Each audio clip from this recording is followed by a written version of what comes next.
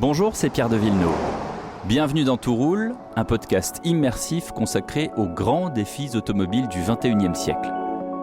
Vous le savez, le secteur est en pleine mutation et pour choisir votre voiture, vous perdez parfois un peu vos repères. Tenez, prenez les monospaces familiaux. Vous aviez l'habitude des Renault Scénic, Volkswagen Touran et autres Ford S-Max. Et aujourd'hui, on ne parle plus que de SUV. Question, les monospaces familiaux sont-ils destinés à disparaître ? Je poserai la question à notre expert du jour, mais d'abord je vous emmène à bord d'un nouveau modèle de monospace familial. Ça existe, c'est assez rare, c'est même un des derniers dinosaures, alors profitons-en. Bienvenue dans Tout roule, un podcast produit par Europe 1 Studio avec Mobilions.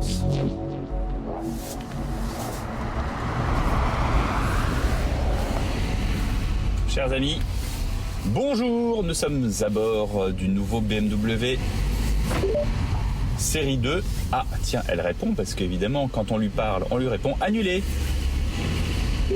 Voilà. Cette voiture-là s'adresse surtout à des gens qui ne veulent pas d'un 4x4, ne veulent pas d'un... Oui, on appelle ça maintenant aussi un SUV. Là, on a ce petit, non pas SUV, mais ce petit monospace familial. Les monospaces, c'est tellement ancien que j'avais oublié le mot. Voilà, c'est ce petit monospace familial, comme le Volkswagen Touran, comme la classe B, comme le Scénic, mais le Scénic est peut-être un petit peu plus grand. Là, on est sur 4,39 m, ce qui est pas énorme et qui a quand même l'avantage de pas être énorme, donc ça c'est sympa.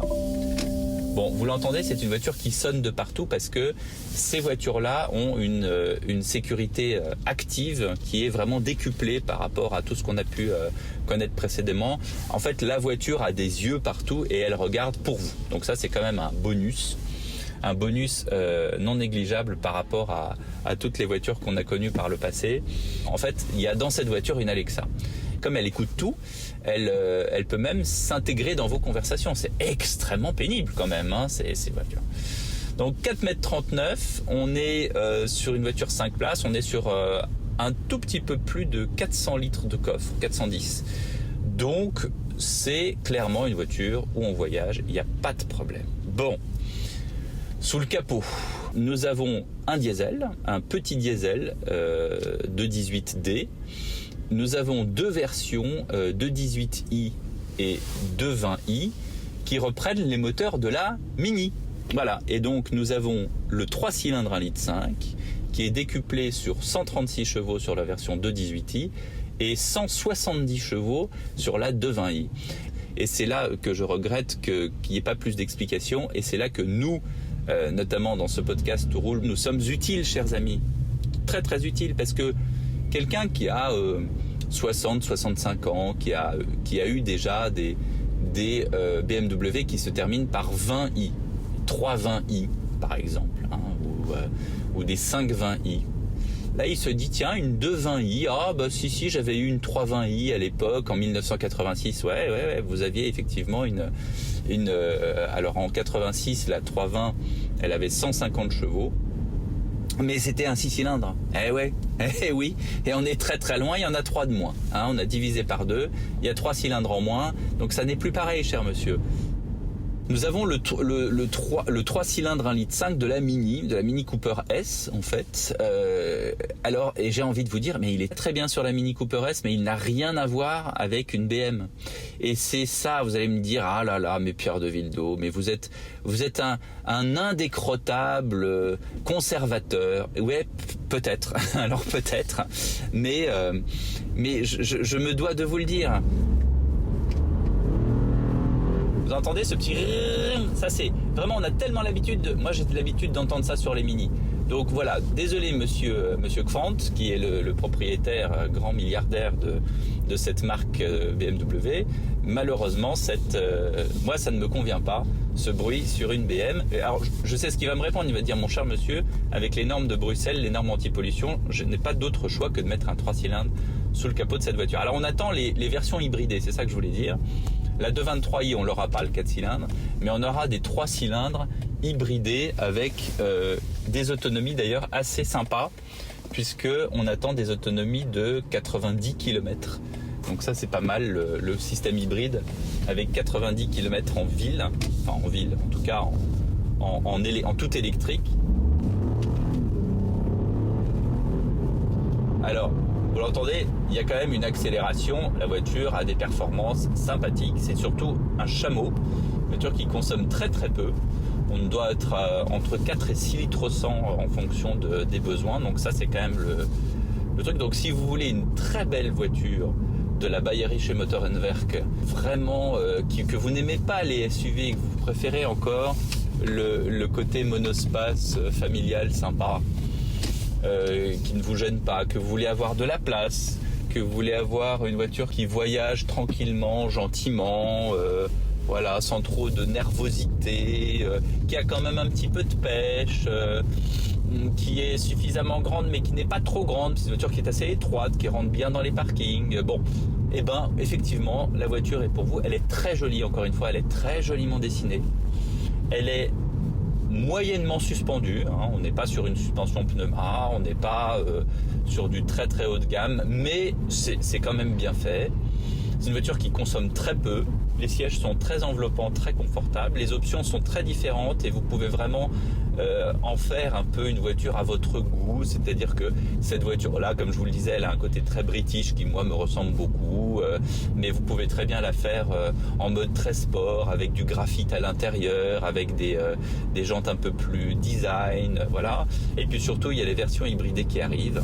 Et elles seront canon parce qu'encore une fois, avec des autonomies à 90 km, c'est vraiment quelque chose qui peut nous sauver, puis qui peut nous sauver de ce bruit. Encore une fois, j'insiste là-dessus, mais de ce bruit qui est pour moi épouvantable pour des conservateurs BMistes que nous sommes. Alors ça y est, j'ai rendu les clés électroniques cette fois-ci de mon BMW 220i et nous allons tout de suite rejoindre un expert. Et notre expert aujourd'hui, c'est Mathieu Flonneau. Bonjour. Bonjour Pierre de Vigneault. Vous êtes historien de l'automobilisme. Vous publiez tout dernièrement « Ces morts, ces blessés, ces familles meurtries nous interpellent et nous obligent. 50 ans de plaidoyer en faveur de la sécurité routière ». Il faut absolument le lire puisque ça foisonne de documents et d'informations. On parle de ces monospaces qui sont, je le disais, les derniers dinosaures.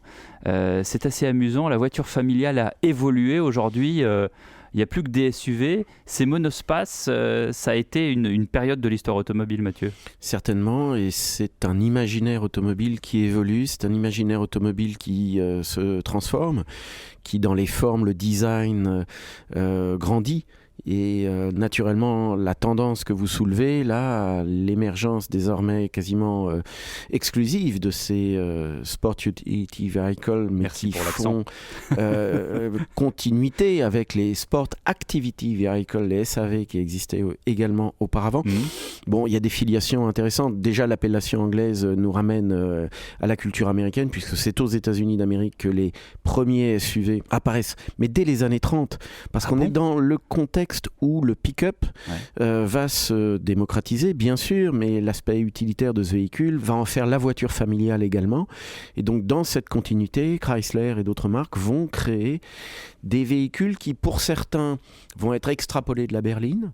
Et donc, on peut penser effectivement que le break... Le station wagon. Le station wagon. Mais c'est un genre qui s'est répandu, qui est très connecté à l'alourdissement des véhicules, alourdissement nécessaire pour des raisons de sécurité.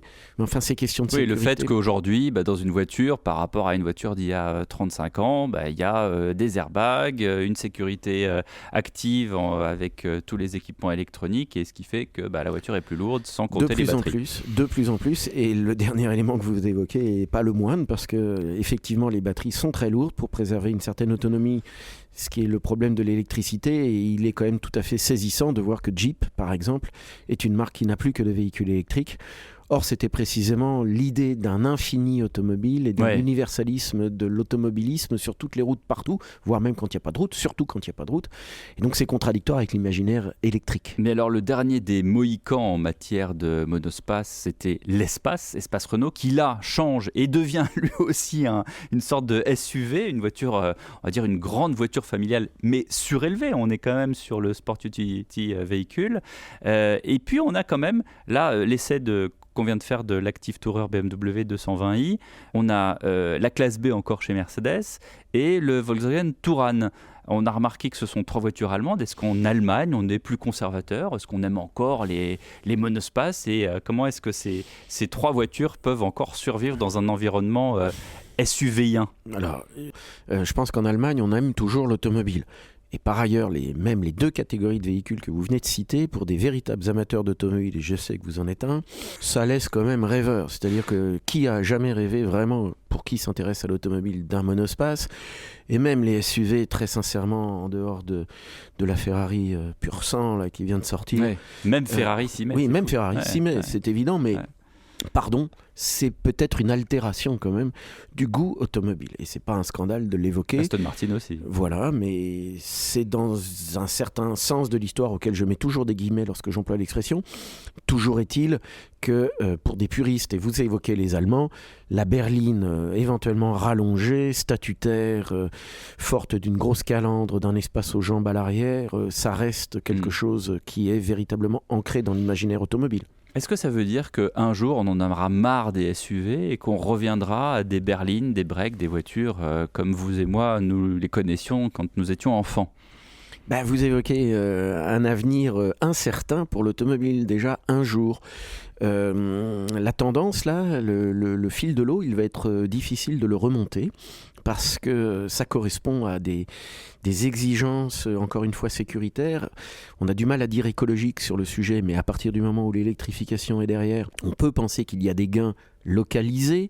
Et d'un autre côté, on se demande pourquoi est-ce qu'il y a eu toute cette, cette mise au maître étalon du SUV, de la plus petite voiture, par exemple la Toyota Aygo X maintenant, qui est un SUV, Aygo Cross, jusqu'au plus gros SUV des marques allemandes et américaines. Pourquoi est-ce que tout le monde veut être au volant d'un SUV? Au début, on disait, vous comprenez, c'est plus sympathique parce qu'on est plus haut, on est assis plus haut. Mais enfin, bon, c'est un point, c'est exact. Il y a cette dimension de protection qui est très sensible également dans les diverses catégories d'acheteurs et d'acheteuses. L'aspect également offre et demande doit être pris en considération, c'est-à-dire que les constructeurs font de grosses marges sur ce type de véhicule statutaire, satisfaisant pour les clients, certes, parce qu'on en a pour son argent lorsqu'on achète un tel véhicule au kilo quasiment, mais il y a une tendance à l'abandon des petits véhicules, des petits segments qui ne sont pas rentables et que l'électricité rend encore moins rentable. Et le SUV est aussi un élément d'absorption des imperfections des rubans routiers, etc. C'est pourquoi aux États-Unis d'Amérique, le SUV a une pertinence, parce que précisément les équipements routiers urbains et interurbains, les autoroutes, sont parfois en mauvais état. Merci beaucoup Mathieu Flonneau de nous avoir à nouveau éclairé sur l'histoire de l'automobile, des monospaces et des SUV. Vous venez d'écouter Tout roule, un podcast Europe 1 Studio avec Mobiliance. La production est signée Sébastien Guyot, la réalisation Xavier Joly. À très vite pour un prochain épisode.